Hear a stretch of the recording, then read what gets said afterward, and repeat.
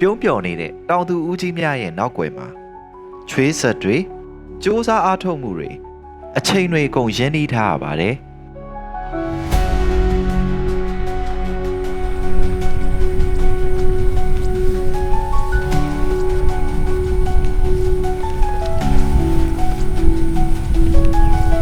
စ조사အားထုတ်မှုတွေရဲ့ခြေလမ်းတိုင်းမှာလည်းဟင်းသာရာစာကအမြဲအတူရှိနေပါတယ်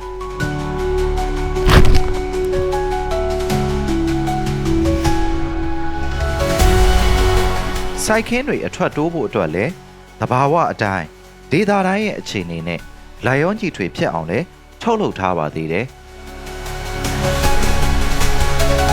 ပေးဆက်ခဲ့ရတဲ့အချိန်တွေကြာခဲ့တဲ့ချွေးဆက်တွေတိုင်းကနေချမ်းသာခြင်းကိုရောက်ရှိစေဖို့ကောင်းကျိုးချမ်းသာဟင်းသာရစာဘုကချီသဘာဝမြေဩဇာ